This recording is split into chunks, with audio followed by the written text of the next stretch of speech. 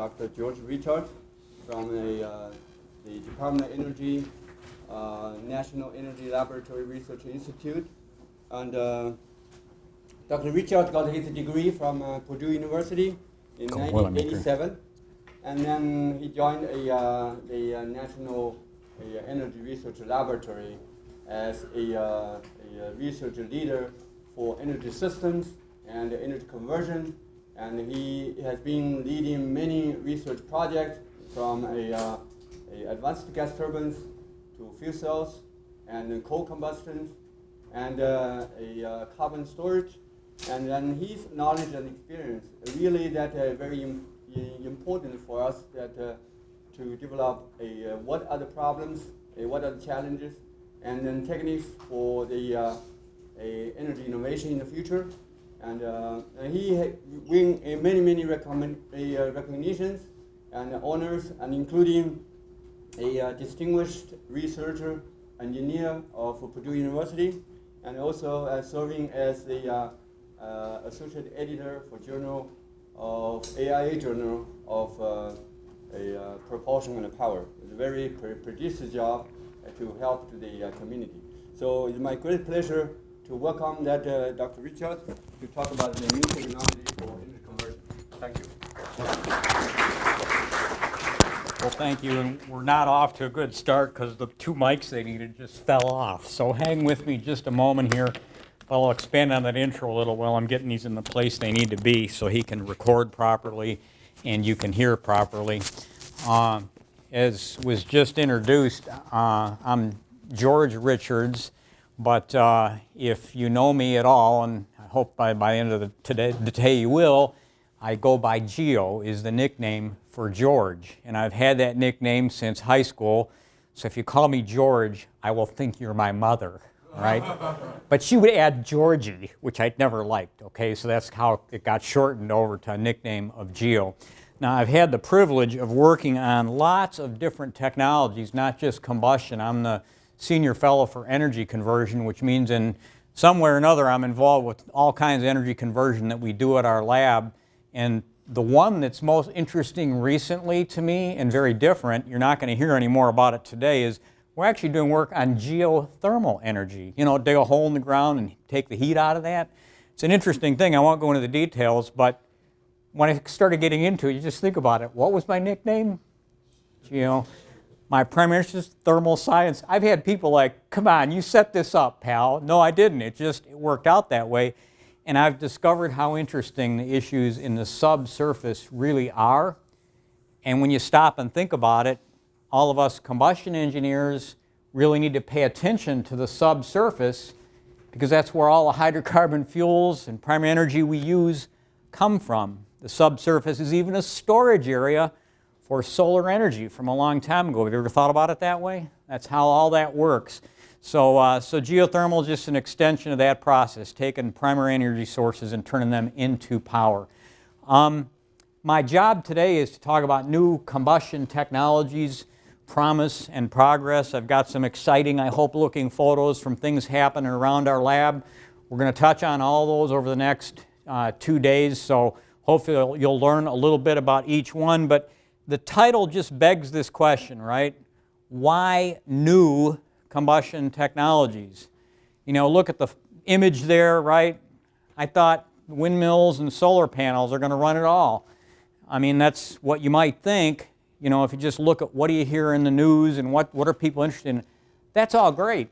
I'm all for it, right? I'm just energy conversion in general. We need all those energy sources, absolutely. But you know, the reality is for the hydrocarbon-based energy conversion we use today, coal and gas, they're enabling those renewables, right? When the wind isn't blowing and the sun isn't shining, where do we get that power that backs those systems up? Gas turbines, coal power plants. You know, right in the middle there I'm showing on the top a reciprocating engine power plant, on the bottom a gas turbine power plant. Right now those technologies are really being developed again to enable them to follow the variable power output that we need for the grid.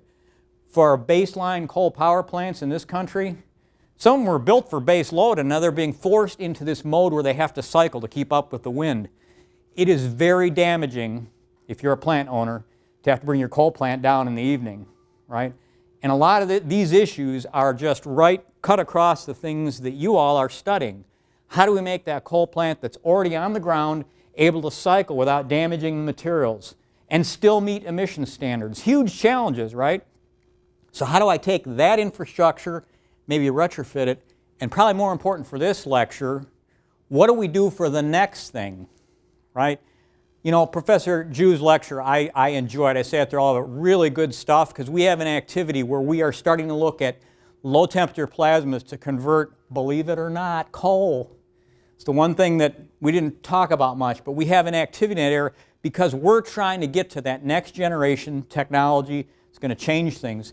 And I wish I had time to talk about that activity, because that's the one I am most interested in right now, besides geothermal. Okay. Somebody told me one time I have technical ADD. You know what ADD, right? Attention deficit disorder. I just like all those things. I hope in, 30 years, I hope you guys are giving this lecture about the things that you are inventing right now, because I haven't stopped being excited about it. I hope that's why you're doing your research, because you're just interested in it. You know, that keeps you motivated all the way through. So keep at it, guys. All right, there's my rah-rah speech. Even if you're not interested in power technology, look at how many private people are now building rocket engines. And there's plenty of discussion in AIAA about how do we get to higher speed flight. Again, all things that you in this audience are going to learn how to enable for some next generation technology. Look, I call it a rah-rah speech, and it's on purpose. I'm doing that because sometimes I hear these very oh, there's nothing new to do in combustion. There's plenty new to do, right? So I'm going to try and show you some of that today. Let's talk about energy more generally. Let's go forward. Whoop, got to go the right way here. You know, when you look at energy, you know, we know where we're at today. The slide that you're looking at shows energy use. This slide was compiled not by my agency, but by the International Energy Agency. So it's not my data, but it shows how much energy we're using, right there where the line is in today, and then it shows what sources we're actually using to supply that energy. Well, the current data is as good as it can be, right? It's as good as we can measure it. And you can see we rely virtually, you know, the vast majority, maybe 70–80% of the primary energy source is from combustion of fuels. There's renewables up on top, very important. But the question is, what's it going to be like in the future? There's a quote on the top of the slide about energy use around the world. I mean, it just kills me. 1 out of 5 people have no access to electricity. You know, maybe some of you grew up in that environment and you could attest to that's really hard. How do you get clean water, right? And then if you don't have electricity to control normal heating, what do you do for heat? That's 20% of the world population. To me, that's a crisis sitting right there, right? Because of the health issues connected with it, water, food, agriculture, all those things. I hope that situation doesn't remain the way it is today, right? And my prayer is that all the smart combustion engineers will work with all the economists and it'll all work and we'll get those extra 20% people their energy. Look at the way this chart plays out as you go forward in time. If you look at the growth in net demand, what is it? It's about 20%. The people who put the chart together recognize the reality that in the developing world there's going to be greater use of electrical energy, right? It just stands to reason as countries are developing, they're going to need that energy. So you see that growth. Now where this chart gets a little bit dicey is what is the split of energy? When you try to project forward, what's my energy mix going to be 10, 15 years from now, you have to have painted against some scenario, an economic growth scenario, a decline, whatever it is. And then on this chart, the people who did the analysis said, what if we had to do a scenario where we followed what computer predictions say about the impact of CO2 on global temperature? We could debate the accuracy of all that. That's not my point today. But what these folks did is they said, if I had to hold to 2 degrees increase, that's 2ds, I don't know why they use S, but anyway, 2 degree scenario, 2 degree scenario increase, they show what split of energy they would need to achieve the net that's up on the top there. So take a look at the splits out there in 2050, and you still see half the energy coming from natural gas, coal, and oil, and that first biofuels, that's still use of biofuels to create energy via some type of combustion process. So it's an interesting projection forward, and what it says is we're going to continue to use fossil fuels, and if we had a large base of renewable biofuels, we'd continue to do those. It's still going to be a big part of our mix. By the way, I would say this is a very aggressive set of assumptions to reach these projections of the penetration of those renewables. And to get to that 2-degree scenario projection that they show there, all of the fossil fuel burning fuels, all of them would have to have some way to manage the carbon dioxide and probably store it underground. It's really the only place we have to put it. Okay, so this is a very aggressive set of projections, but my main point to you is it seems likely we're going to be doing combustion-based technology throughout your career, right? That's just the reality. And it's not my data, it's the IEA group trying to do everything they can to meet a global CO2 emissions goal. By the way, I asked an expert who does this type of analysis. I can't prove it, but I think the numbers that you see here do not account for the energy that's needed to produce that future infrastructure. Do you know what I'm saying? Like it takes energy to make a windmill, it takes energy to make a solar panel, right? This is just saying output. It doesn't include that you're going to have to bump up in manufacturing to do all that. So it's really an instructive slide, I thought, and I wanted to present it to you just as, again, part of my motivation that we're going to continue to do combustion-based technologies for the foreseeable future. You can't give a talk about energy without it directly head-on addressing carbon dioxide. What do you do about it? I spoke to a little bit on the last slide, the IEA projections, growing energy use and demand. Even with limits on CO2, if you had to limit that portfolio they have there, again, I mentioned it, you'd have to have carbon capture and storage to reach that 2DS scenario. The fossil stationary uses would include capture and storage. So what do you do about it? Right? I mean, we're all combustion people. You can do a lot. That's what you're going to learn over the next couple hours here. New combustion technologies for advanced energy systems that can make less CO2. The easiest thing, and I always say this, and it never seems to get traction, much traction, just make it more efficient, right? That's the very first thing to do. Because then once you've made it more efficient, you have less CO2 to manage, right? So that's the first thing. Catch CO2 without even trying. Now that sounds like, an advertisement for the impossible, and it's a little bit of that, I'll admit it, but you're going to see how we're going to do it here in just a little bit. And then, if that isn't far enough of an advertisement, how do you make catching CO2 an advantage? Now that sounds impossible, but all right, that's just to get your interest going, and I'll show you that those aren't really all that far of a stretch off what you're going to hear over the next day or two. Here's what you're going to learn. I didn't want it to just be like just a technology status talk here today. Try and give you at least some introduction to technologies, but some skills that probably you don't get in traditional combustion classes. Things like, anybody doing work in fluid bed combustors? We got one. Okay, you can keep me honest then as I go through it then, because we'll talk about that, and the rest of you will join along. You'll get a little bit of introduction to fluid beds, and we'll look at, believe it or not, metal combustion or oxidation, however you want to talk about that, and how to reduce it back again. Really high pressure combustion, rocket engine kind of conditions, but for stationary power. Can you believe that? There's people that are doing it right now. And then we're going to look at some basics, introduction to detonation, because as you've heard, a lot of interest right now in rotating detonation, pulse detonation engines. We'll learn a little bit about those things. And then I just got to check, how many of you know a little bit about magnetohydrodynamics or nothing? If it's nothing, raise your hand so I know who I'm talking to. Never heard of this stuff? Some of you have heard a little bit about it? Okay. All right. So sometimes I'll give a talk and people have never heard the idea even. So we'll get into all those topical areas, assuming that I can speak fast enough. So let's go here. Carbon capture and storage, you need to know this is a real technology before we get into the energy technology itself.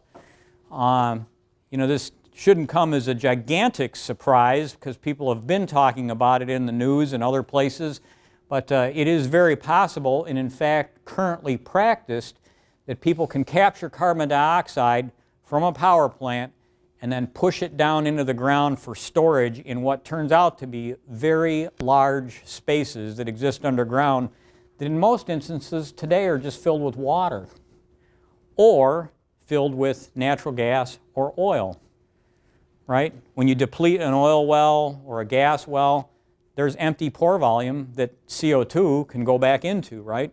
And so this can be practiced, and when you realize there's already been gas and oil stored in there, you see that, yeah, that could work, right? It's not just going to suddenly leak out somewhere because it's been storing that fluid for years gone by. So we can store the stuff after we capture it, and as you're going to see in just a second, this is practiced actually pretty widely for different reasons, and so you'll see that here on the next slide. I think next slide. Let's see. Yes, energy and carbon dioxide. I talked about carbon dioxide capture and storage. I'll show on the next slide there is one place in the U.S. that's currently doing this at commercial scale on a coal power plant. There's one up in Canada specifically to capture the CO2 from an operating coal plant. There are also places where people have been doing it, such as up on the top of the map. Let me get my pointer here, sorry. Right up in here. This is the Dakota Gasification Coal Plant. They make, believe it or not, substitute natural gas, chemicals, all kinds of feedstock, petrocarbon feedstocks from lignite coals. And they've been doing that for a number of years. And recently they built a pipeline for the CO2 that comes from that plant and are using it for enhanced oil recovery up in the Canadian tar sands. And CO2 is an important commodity today in the oil industry because it's used in marginally producing wells, which is most of Texas, right? They've been producing there for a long time. There's some new fields there. But if you put CO2 into wells that are marginal, you get incremental oil production because it changes the viscosity of the oil and makes it much easier to recover. So there is quite an industry in trading carbon dioxide into that region so people can enhance the production of oil. And it becomes more lucrative when the price of oil is what? High. When the price of oil is high, you can afford to take CO2 and inject it and increase the production of oil. So this is a really complex economic situation because, in fact, the thing that people need right now is CO2, but they need it very cheaply because the price of oil right now happens to be low. Do you know where the cheapest source of CO2 is today? In the ground. If you look at this map, all right, most of these places, natural CO2 sources here and here and here, you can see these pipelines where they've drilled a hole from these various geologies, and they're actually piping CO2 to do enhanced oil recovery in West Texas. And they pay anywhere from $5 to $10 a ton of CO2. If you have a coal plant that's operating in those regions, you think, why don't you just catch the CO2 and inject it underground? The problem is today, the only way we know how to catch that CO2, it ends up costing you probably somewhere north of $80 or $90 a ton. So you can't make money at it relative to a $10 ton CO2 that I can get out of the ground. So isn't it ironic, we're worried about CO2 and there's people actively looking around and drilling holes in the ground to bring it up because it's cheaper to get it there than it is to catch it from a power plant. But I put this slide up just to emphasize people are wanting to use CO2 for enhanced oil recovery. If you look at the volumes of CO2 currently being used, this is 2018, a projection forward, that blue is all subsurface CO2 that we've brought up, so 60 million tons per year. A typical coal power plant, 500 megawatt, maybe 3-4 million tons a year. So it's the equivalent of a lot of power plants that we're currently just drilling a hole in the ground and pulling the CO2 up to do enhanced oil recovery. My message, there's a market for CO2 right now, all right? If we caught all the CO2 from all the power plants around the country, you would swamp this market. I get that, but it's an entryway for CO2 to become used as a commodity for this application. And in fact, just right down in this region in Texas. We just started operating in the U.S. one of our larger carbon capture facilities at a particular power plant. And they're actually using that for CO2, I'm sorry, for enhanced oil recovery. Question? Yes? So from the climate perspective, isn't it kind of counterintuitive to use CO2 to even produce more oil? Yeah, if you're gonna burn the oil anyway, right, you would just be getting it from a less effective well source, right? This way you at least take that CO2 and you leave it behind in that reservoir. But yeah, this is not a solution to CO2.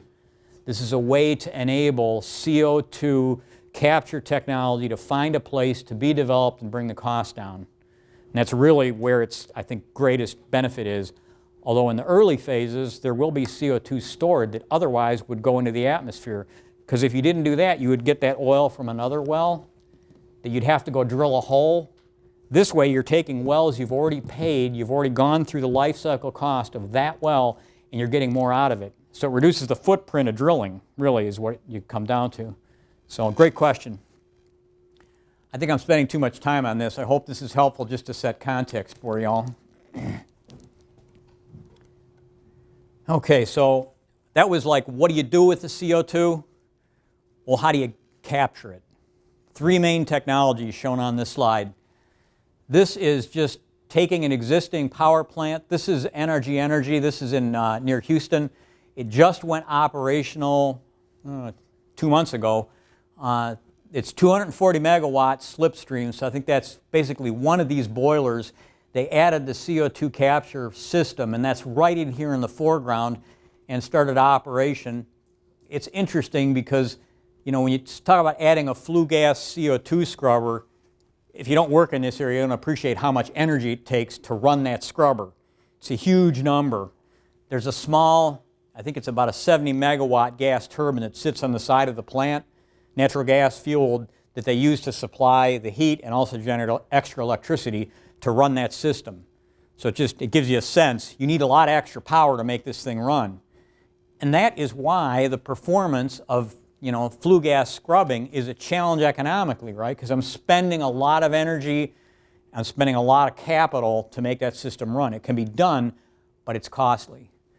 Different option, and this doesn't just have to be coal, I mean, you can gasify any fuel that you want and then shift it through water gas shift and come out with hydrogen and then separate out the CO2. I mean, gasification, established technology all over the world. I don't know if I updated these or not. There's more than 680 gasification plants.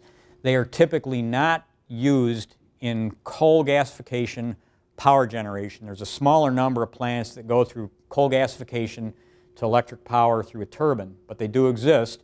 Here in the United States, probably one of the most reliable ones is in Tampa Electric's IGCC plant, which we had a big role in as an early demonstration plant. So this can work, or rather than going to hydrogen directly, you could just burn, you know, a hydrocarbon with oxygen. So if I take any hydrocarbon and I burn it with oxygen, what's the ideal products? Help me out here, just see if you're on. This is not a trick question. Any hydrocarbon, burn it with oxygen, what do I get? CO2 and water. So there's no CO2 separation need to be done other than cool the thing, right? So where does the separation occur? Maybe this is a trick question. Where does the separation occur in that process? It occurs on the front end. I have to have oxygen. Not cheap. We'll see that in a minute, right? So you shift the problem from CO2 capture to oxygen separation when you go these. So each one of these has advantages and disadvantages when you talk about, I want to do something about the carbon dioxide. The key thing is they all have big energy penalties. Either I got to pay the price of making oxygen, I have to actually, to get gasification to go, I suffer some loss of fuel energy because I'm actually like burning in a rich environment, right? Over here I have all that energy that I need to pull the CO2 out of that flue gas stream. So each one has disadvantages. The question, how do we improve the performance of these? Every one of them can be built today and operated, and some are, but they're just not effective economically or performance-wise. So that's what we want to take a look at. How do you do a little bit better than those things? Keep going backwards. So when you talk about doing better, I said this right at the outset, I don't want to overlook the importance of efficiency in the primary generator, right? So if I just do a balance, a simple energy balance around a generator with carbon separation units stuck on the end, if I define this alpha as the mass of CO2 produced divided by the mass of fuel burned, that's a characteristic of the fuel, and it's highest for coal, and among practical fuels, lowest for natural gas, right? Because you get less CO2 out of burning that fuel. But then I have this, the separation work for every kilogram of CO2. That's my engineering job right there, right? So if I just do a balance around here and then divide the net work that I end up with divided by the heat that's going in, the fuel heat going into my generator, if you just work through that math, the overall efficiency is the generator efficiency minus these terms over here. So if I'm saying I want to minimize the impact on my plant efficiency, I really have these two options of, well, let's make the generator efficiency as high as I can get it. Today, a natural gas combined cycle plant, anybody know the efficiency today? Just checking. Some of you gas turbine people. Anybody? 61. What is it? 61 is about 2 years back. There's now people advertising 63. I mean, it is just amazing the efficiency of those power cycles. By the way, that's at one condition. Combustion guys, gals, you got to make it operate over a wide range of conditions at 63% efficiency because the wind's coming and going every day, right? So you can get this number up pretty high, but look at the penalty over here for flue gas scrubbing. Depending on how you do it, 10%? That's a lot of energy, right? So we got to do something about both of these, but I emphasize it's probably this one. It's the one that we have the most say on, right, in terms of advanced technology. How do I push it up even further? So that's a lot of what we're going to talk about today. So efficiency overall comes from decreasing both the work per pound of CO2 and then also the efficiency of the power cycle. But I don't want you thinking, before we get into the technical details, it's just about efficiency. If you have a great idea, and probably some of you do and will, all right, about what are we going to do for energy production, need to do more than just think about, well, is it efficient? And could I catch carbon dioxide easily from my new idea? The thing also needs to be flexible. I was talking about it needs to go around the wind and load that actually exists at your particular site, right? It has to be flexible, and it has to be resilient, meaning it can't just sit like a knife edge on its operating map so that if somebody like trips a breaker down the street, the whole plant goes down, right? I know I've had some great ideas that I realized you couldn't use it because it was so precariously balanced on its operating point to achieve high efficiency, it would just shut down or would hit a stop. The other thing is deployable. We're learning this, unfortunately, like drinking out of a fire hose. Needs to be deployable, by which I mean you have to be able to build it at a scale that you can get the capital to put the new idea together. All right? If there's one thought I could leave you with, if you're going to work in energy, when you have a new idea, it's going to compete against incumbent technologies that people know how to build, they operate, they know all their characteristics, and then I come along and say, I got a way better idea, and it'll only cost you $1 billion to find out if it'll work. That's not deployable. Unless you have, unless your uncle is Bill Gates, all right, and he likes you, all right, you're going to have a hard time coming up with somebody who's willing to risk that much money to just try the new technology. So I think if you pay attention to the energy literature, there's a lot of interest right now. And if I'm going to do advanced technology, can I make it modular? So I can get it to work at like a 10 megawatt scale and replicate it.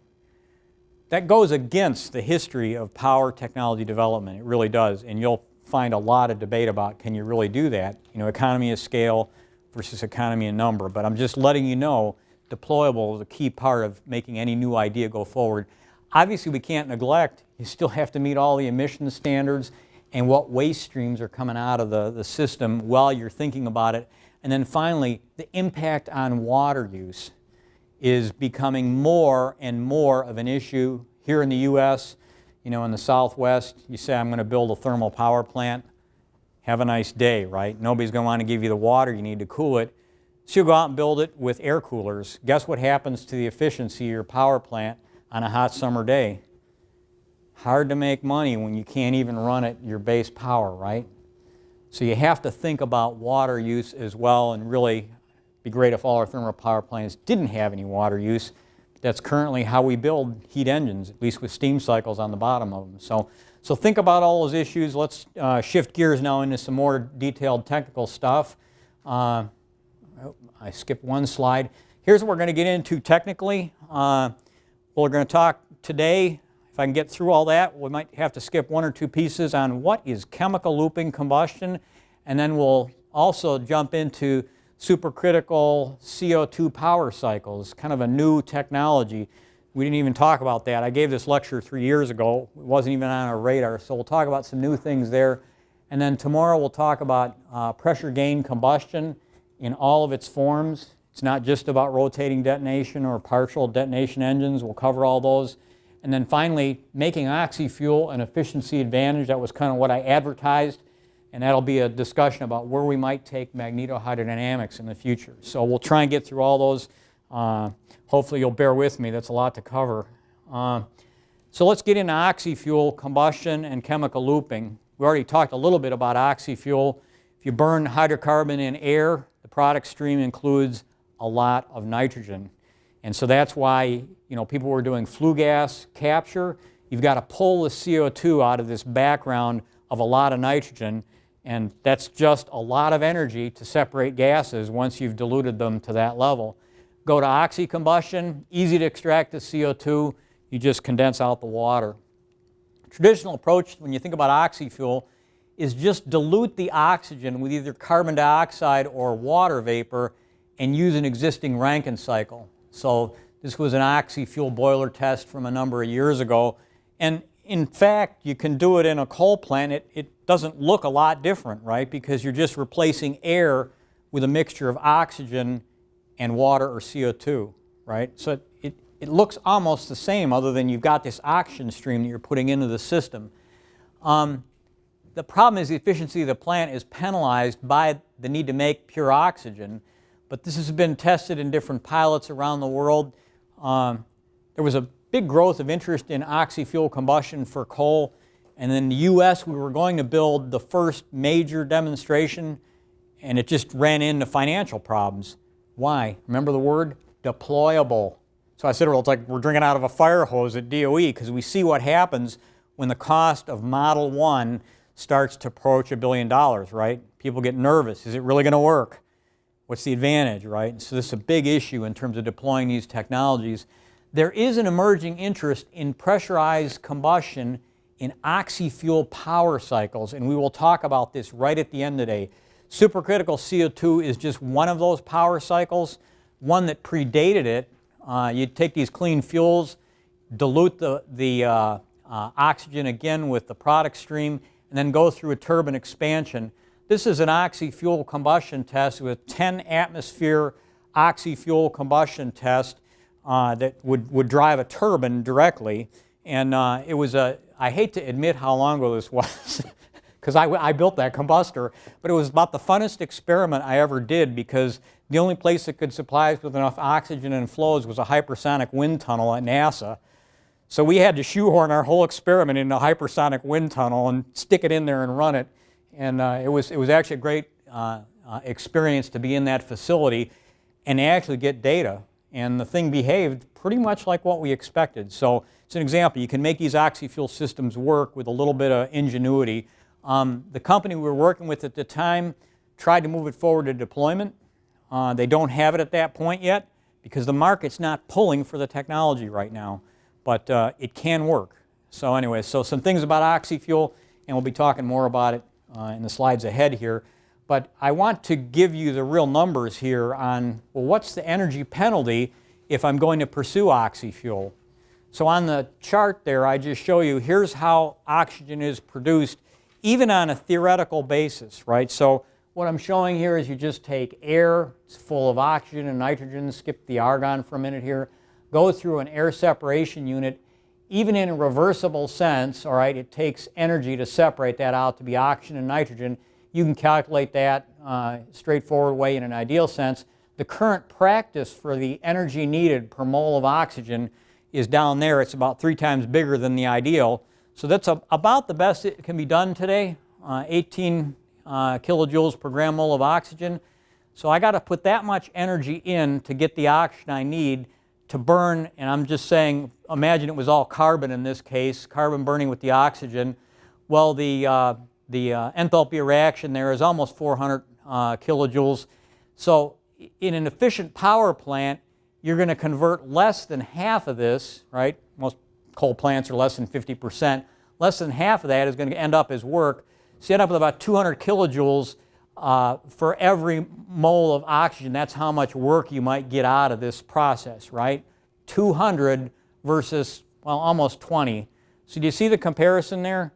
Means with the best I can do today, it takes about 10% of my plant output to make that oxygen. Oh, now you know why the efficiency is penalized, right? Because I have to spend a lot of energy to make oxygen to get this process to go. Maybe some of you will be very clever and drop this number closer to that one. That would be a great advantage, but you're not going to do better than that number right there unless you find a different way to process the whole thing, which is what the next slide is talking about, chemical looping, all right? How many of you have heard about chemical looping? Just see if I've got, I know our colleagues from Washington and otherwhere, some of you have heard about it. So chemical looping is a way to separate the oxygen just as part of the process of combustion. So let's take a look at this. It's like Oxy-Fuel because you're going to burn the fuel in this reactor with oxygen, but you supply the oxygen not from the air, but with a metal oxide. So you take carbon and put it into carbon fuel, whatever you want. You can use even natural gas. React it with a metal oxide. The oxygen comes off the oxide to give you CO2 and the reduced metal. Then you drain that reduced metal out of here and react it with air. You're basically burning the metal to get back to the metal oxide, and then it loops back around through this cyclone and goes around in a loop like that. So that's what chemical looping is. Does it sound familiar to anything else that you're probably using right now as I'm talking to you to burn hydrocarbons? Respiration, right? You don't think about separating nitrogen out when you're breathing, but when you breathe in, that oxygen goes on to the iron, the hemoglobin in your blood, sent out to your muscles or whatever. It's oxidized and it comes back out and you breathe out CO2. It's very similar to this. We just want to do it at a large scale at higher temperature, right? So it's an analog to that, but an industrial situation. It's really not very new. There's a patent back in 1954 from a group at MIT. I just included a picture of it here where they were trying to find a good industrial process to make CO2. All right, and so they were circulating the metal around between these various loops. And then even before that, back in the 1920s, if you've heard of the iron steam process to make hydrogen, you oxidize the reduced metal with steam. All right, so the oxygen comes out of the water, it gets attached to the metal to make the metal oxide, and you get hydrogen. By the way, I put the arrow there just to say you would replace this into here. I wanted to clarify that. It's not like this is that process. I'm saying you'd put this chemistry into that system. And then as I mentioned just a few minutes ago, before thinking up that, all right, respiration, right? We use that same process in our own respiration to carry oxygen to the hydrocarbon oxidation that we use for metabolism. So basic thermodynamics for chemical looping. The overall reaction of fuel, and just for purposes of discussion, I'll stick with carbon and oxygen. The overall reaction of carbon going to CO2 is split into 2 different reactions shown here. Carbon reacting with a metal oxide to give you CO2 and a reduced metal, and then take that metal, again, in a separate vessel, react it with the oxygen to give you the metal oxide again, and you go around this loop. And obviously then the enthalpy for this reaction and the enthalpy for this one, since these two add up to this guy, those two enthalpies add up to the one on top. So right away you see, that's an interesting process because I don't know, beforehand whether this thing is exothermic or endothermic, right? I might need to supply heat to make it go, but it's still got to add up to the same overall, change in enthalpy. So for example, if in the fuel reactor, all right, this thing is endothermic, then that means this quantity is what? Positive or negative? What? Positive? Yeah, it's positive, right? If it's endothermic in here, this quantity has got to be positive. The overall reaction you want to be negative. And so interesting enough, when you burn the metal in that case over here, that thing has to be a larger negative number. So it's an interesting way that it works, right? I mean, the fuel reactor can be endothermic, but you end up releasing more heat over there in the air reactor. So it changes the whole way you think about laying out a design if you have what I call here an endothermic, endothermic carrier where the fuel reactor actually has to consume heat to keep the reaction going. We'll get back to this in just a little bit, but I want to make that point. When I say endothermic carrier, oxygen carrier, what I mean is in that fuel reactor, you have to supply heat to keep the reaction going, all right? And then you also have to get rid of more heat on the air side, right, for the reasons I just explained. So remember that phrase because I'll use it a lot. Endothermic or exothermic carrier would be it actually releases some heat in the fuel reactor, in which case the air reactor releases, compared to regular fuel, less, right? So it changes where the heat gets released in these two reactors depending on what type of carrier that you have. We'll talk more about that as we go forward here. This just emphasizes, again, the points I was just making about exothermic carriers and endothermic carriers. For virtually every system I can recall, the air reactor is always exothermic, right? You're reacting that carrier, oxidizing it. They're almost all exothermic, but there are classes of carriers where you have both endo and exothermic carriers. If you're releasing heat in here and here, I'll explain why in a minute that's an advantage. Let me explain why if it's endothermic in here, it becomes a management problem. Let's put it that way. If this thing is needing heat for the reaction to go forward, in other words, this one right here needs heat, where do I get it? These things operate typically above 700 centigrade. We don't have steam piping. You can run around at those temperatures. Just the material set doesn't allow you to do it. So what you end up doing is you circulate the material and bring the heat in with the carrier itself, and then you set some limit on the temperature drop, the sensible energy drop you're willing to put up with in that fuel reactor to let the reaction go. So if you have an endothermic carrier and you're running that material through, the temperature as it runs through for an endothermic carrier will go which direction? Down, right? It's taking that sensible heat and it's using it to drive that reaction forward, all right? So endothermic carriers, you need to worry about the heat loss. I don't want to say heat loss. You need to worry about the heat consumption in the fuel reactor, and that's my point on this slide. Here's a way to think about this before we get into even a few more details. What do you do in chemical looping? You're really taking that hydrocarbon fuel, it could be coal, it could be natural gas, it could even be oil. You're taking a metal oxide, you're reacting them together to get the reduced state of this material, in this case iron. So you reduce it. At that point, it really is a metal fuel. And in fact, you'll see in a minute, there's people talking about, well, maybe I should be storing energy this way. You could, right? Once I've got it in a reduced state, I could make a huge pile of it and burn it later, right?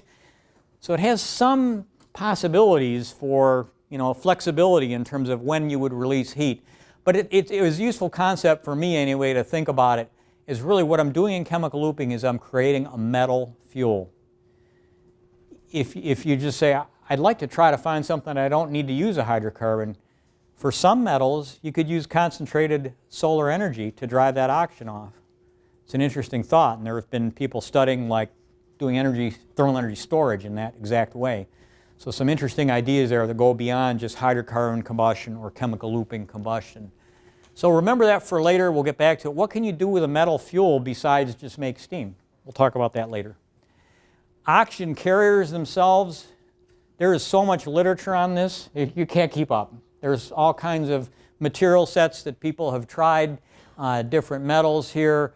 The class of metals starting from here, here, and here, nickel, manganese, and cobalt, have some unique properties in that if you raise them to the kind of temperatures you're interested in steam production, the oxygen will just come off due to equilibrium. We'll get to that in just a minute here. So that's called chemical looping oxygen uncoupling. The sulfates are an interesting class of materials because you can have calcium sulfate reduced to calcium sulfide. And if you know about how like fluid bed combustors operate, they catch the sulfur in the coal in the form of calcium sulfate. So if you take that and re-reduce it, you suddenly have a chemical looping carrier that you're making in real time. And Alstom, formerly Alstom, recently purchased by GE, has published quite a few papers on that as a technology approach. So lots of different carriers or possibilities here. I just list here some thermodynamics for iron versus copper, and I show, like for the copper carrier, both the metal reduction in both states. It can go to cupric oxide, and then copper oxide is the higher state here. So you have actually two oxide states here and one reduced metal down here. This is exothermic when it's oxidized and exothermic when it's reduced by fuel. So that is actually an example of an exothermic carrier. It releases heat in both reactors. So let me check and see if I'm communicating today. My test for me, all right?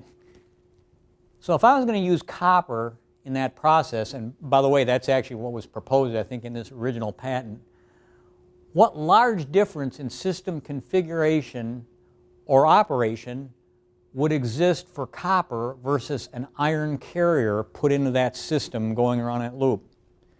Remember what I said. What large difference has got to exist? So think for a minute. We've talked about endothermic carriers, exothermic carriers. It's got to be something different between iron, and iron is an endothermic carrier, and copper is exothermic carrier. So what large difference do you have to have? Am I stumping you? Give you a minute. What's that? For the iron, you have to have some kind of recirculation. You got to bring enough iron back around to heat the fuel reactor. With copper, you actually probably want to take some heat out in the fuel reactor. I can tell you from our own experience, because we've run both of them, we find we don't actually have to take the heat out in the copper case, at least in the scales that we're operating. You might in a full-size configuration, but that's exactly what I was driving at. The systems are very different depending on whether that carrier is endothermic or exothermic in the fuel reactor. In fact, when we run these systems in our lab, when we run the iron carrier, we don't have this as an automated control system with feedback, right? It's a laboratory. The feedback is my colleagues sitting at the control panel, which can lead to very tough evenings when they're trying to balance the thermal energy, right? Because the temperatures are going to start dropping in the fuel reactor. They have to bring the circulation rate up, right? There is a time lag, very tough controls problem. So they're always chasing the temperature to hold it steady. When we run copper-based carriers, you go down there and they're drinking coffee and having donuts. It's that much easier, right? Because as long as that system is flowing, it will maintain itself thermally. So big difference between those two types of carriers, endothermic and exothermic. That was my point here. Where does the heat go above? And thank you for, explaining that to us all. It really just depends on endothermic, exothermic carrier. Next slide here. Let's get into the thermodynamic limits on conversion. And this is quite different than other styles of combustion. You want to, in other combustion technology, you're thinking, well, I want to get to a high level of fuel conversion, obviously. Here you're going to take that exhaust stream and you're going to do CO2 storage, put it away, or you're going to use it for enhanced oil recovery. So for enhanced oil recovery, I got to take that product CO2 and I have to send it through a pipeline where people worry about things like oxidation in the pipeline. So I don't want to have a lot of extra oxygen in there, right? You can't afford to do that. You want to convert all that fuel. You want to get rid of the oxygen. So you need to know, well, how good can I do in terms of fuel conversion in a reactor where there's no excess air to consume any unused fuel? There is no oxygen there except what comes off that metal, right? So I think right away you start to realize this is a much different type of combustion challenge than you would face in other types of systems, because once the fuel gets past that fluid bed, you're done, right? So you have to start to understand, well, what's the limits on conversion in these types of systems? So let's take a look before we take a break here at equilibrium. And I was at a meeting one time, and he said, introduce yourself, tell us something about yourself that would be interesting. It was technical people. So I'm sitting there just laughing, thinking, what am I going to say here, right? I could tell a bunch of funny stories. I'm thinking, I know what I'm going to say because it's true. I love thermodynamics. I read thermodynamics textbooks for fun. Is that weird? My wife, she didn't know what to do with me. But I'm telling you, even though that's like my hobby, I still struggle to understand equilibrium. When you get to very complex systems with multiple phases going on, it's still a challenge, right? So I want to take you through metal oxygen equilibria a little bit so you can see how do you do this to calculate out, well, what actually is the extent of conversion I can achieve in chemical looping combustion. So if you take a metal and a metal oxide, so this is like I took a piece of iron and I oxidized part of it, but I've still got some reduced iron still sitting there, and I put it in an environment where there's some level of oxygen at a fixed temperature. If the partial pressure of oxygen in that environment is less than the equilibrium value defined for that particular reaction of the metal going to the metal oxide, all right?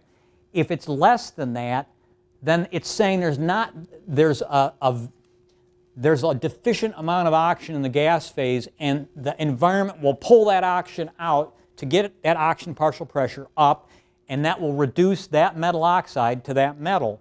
And as long as you keep the partial pressure below that equilibrium value, that oxygen will keep coming out into the environment. That's what equilibrium is, right? Now, if that quantity of oxygen raises to the equilibrium value, the process stops, right? And it's just going to sit there because it's in equilibrium. So in chemical looping combustion, the question is, well, what determines that oxygen partial pressure? It's the fuel that you've got sitting in the same vessel, right? The fuel is trying to consume that oxygen, whether it's methane, CO, hydrogen, and produce the products over here while the metal is giving it off. So to solve the equilibrium, you need to look at all those reactions together. So that's what we're going to do in a real quick way here. So let me just go over this quickly here. You've got this metal oxide equilibria, and the equilibrium is really determined just by the change in Gibbs free energy. This is the standard state Gibbs free energy at any pressure, depends only on temperature, and then that's corrected by the reciprocal, the log of the reciprocal partial pressure there. You probably remember that from your introductory thermo textbooks. And then you can do the same thing for the gas phase for each of the reactions we might be interested in, for CO being converted to CO2, hydrogen to water vapor. You can write out the Gibbs free energy balance for equilibrium for each one of those. If you just assume, and I'm saying assume here, if you assume you got rid of all the methane, which is usually the case, I mean you design it so you're trying to convert all the methane, so I'm left with the CO and the hydrogen. So I've only got now the CO, the hydrogen, CO2, the hydrogen, all those things. You can actually solve that. Won't do it here today except graphically. We will in a minute. You can actually solve it directly and calculate out what those concentrations are. Or you can go get a computer code, which I'll show on the next slide. Solve it, just get a computer code that does equilibrium. Any of those will work. So again, here's the question, just to see if I'm communicating well. This is like going back to if I was doing this as a graduate student, and you built this chemical looping combustor, and you're testing it, and you're measuring the product stream, and you say, 30 ppm of CO. Not good enough. Professor says you got to get it lower. You must be not having enough metal oxide in there. Put in some more. You think, I got to restart the rig, I got to go in and do it, and you're kind of like ambivalent about doing it. Well, is that the right thing to do? Would it work? It's making 30 ppm of CO, and I got to get it lower somehow. would putting in more metal oxide help? What do you think?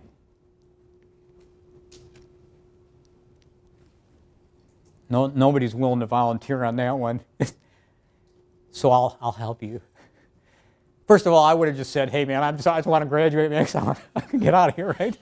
Not really true. I was having so much fun in graduate school. I used to say, why do I have to graduate? You know, the answer is maybe, right?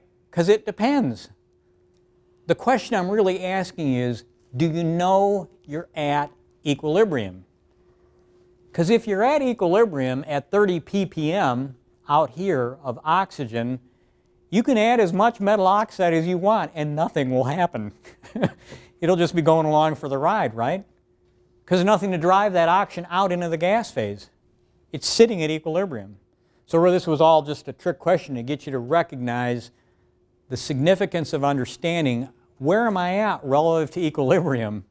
Because when you work metal-metal oxide equilibria, that metal is just sitting in the reactor and it will either oxidize or reduce depending on the partial pressure of the oxygen, which is controlled by those species out there. Let's take a look in more detail before we break. So I said one of the ways you can solve equilibrium, and probably the most direct way, but it's actually not helpful just to go get a computer program, as you'll see in a minute. If you have, in this case, the form of iron oxide, hematite, you know, it will release an oxygen to form magnetite, lower oxide state here, and then you can do that with, for example, carbon monoxide or with hydrogen, and you can actually plot the equilibrium levels of CO or of hydrogen as a function of temperature using programs like HSC chemistry. And so I've just done that right here. And here's the plot for CO to CO2 ratio. I'm just ratioing the CO2 to the amount of the CO to the amount of CO2. And so the concentration when you do that at about 800, it turns out to be right, I think it's right in about there, 30 ppm. Remember the example I just gave you? Just for these set of conditions, you're at equilibrium. You could add as much as you want and you're not going to move off that level of CO for this example case I gave you. Hydrogen happens to go the other way just because its reaction with iron oxide happens to be exothermic at this set of conditions. So as you go to higher temperature, it actually comes down just due to the way the equilibrium works out. My message to you is, you know, they've got these two curves going like this. Equilibrium is pretty complex when you get to these systems where you've got several reactions going on. That's why I made the joke earlier about my interest in thermodynamics, but I still struggle to understand equilibrium because you got all these reactions occurring together and you have to see them all together. So the problem is, how do you do that when you're trying to come up with something that's new? How do you get an intuition about what's happening? Let's take a look at how to do that before we break. I'm focusing again here on a reaction of carbon monoxide with iron oxide, that's hematite, going to magnetite, the lower oxide state, and producing CO2. I get this reaction just by adding the hematite reaction here to the CO oxidation reaction down here. Just add this one and this one. Notice the position of the oxygen on either side of the arrow.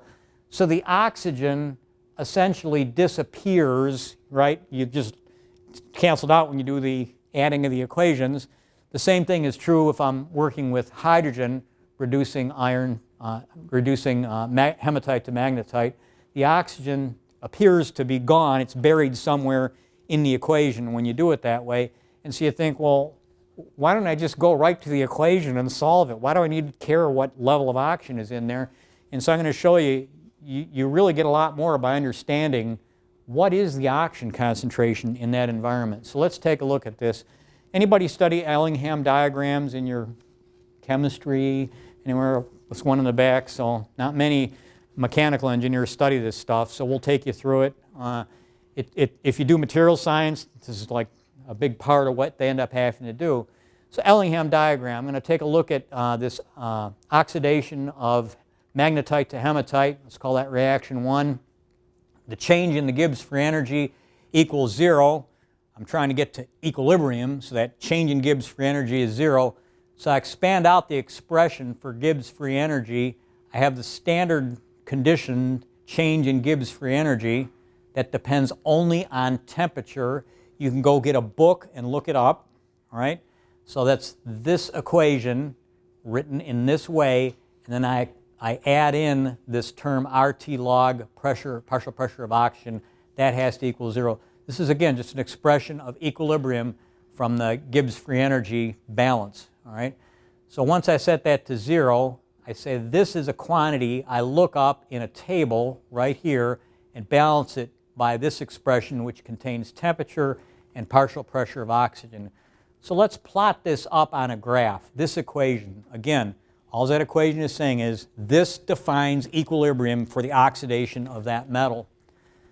This red line, which I'm showing you here, is the standard reaction, the standard change in Gibbs free energy for this reaction. So if the oxygen partial pressure were 1 atmosphere, this would be the change in Gibbs free energy versus temperature. When I put something else in there to consume oxygen, the oxygen partial pressure is not 1. Most cases we're dealing with are atmospheric pressure and down. So the log of the oxygen partial pressure is a negative quantity, right? It's less than 1. So RT log of PO2 plotted against temperature has a negative slope, right? And what I'm doing here, this is RT log PO2, that side of the equation, plotted for different levels of oxygen concentration. 10 to the minus 4 atmospheres, 10 to the minus 12, 10 to the minus 16. That's just the oxygen side of this equation, and this side is for that particular metal, the standard change in Gibbs free energy. This equation is obviously satisfied where these two intersect, where they meet. So what good is that, right? Well, if I have a metal oxide and I stick it in a vessel at 1,000 Kelvin, I can just look at this chart and I can tell you if I let it sit there long enough, it will come to an equilibrium partial pressure oxygen of 10 to the minus 12 atmospheres. That's what will happen. Now you can go on the computer and type in Ellingham Diagrams, and I mean you'll be like amazed at how many you can find just for free. And there's actually one website at Cambridge that will take you through like how to do this, and it'll show some examples. I found that one really helpful. So this is why people in the metallurgical community, they will draw up an Ellingham diagram because you just look at it and you can see here's my partial pressure of oxygen for this particular metal, and you can plot up the same thing for different metals. So I just put two other metals on the same chart there, metal A and metal B, and you can see they have different standard state change in Gibbs free energies with the same slope, by the way, and there's reasons why they come out that way, but here they are, metal A, metal B, and the one we started with, the red right in the middle. So for this particular metal A, if I go to, let's say, I don't know, right about 750 Kelvin right in here, you can see at that temperature I have a partial pressure of oxygen of 10 to the minus, I can't read that on that font, 10 to the minus 4 or 6, whatever it is there. But for this metal A, at that condition, I'd have to draw a line down here, much lower oxygen partial pressure. So my message is different metals will produce different equilibrium oxygen partial pressures. Stop a minute. Did that make sense? Different metals, sit them in an environment, let them heat, their oxide will come to equilibrium with some partial pressure of oxygen. Okay? That's all I'm saying. There's a simple way to show this for different metals. We're just about at, I think our break is at 3. Let me double check. Is that right?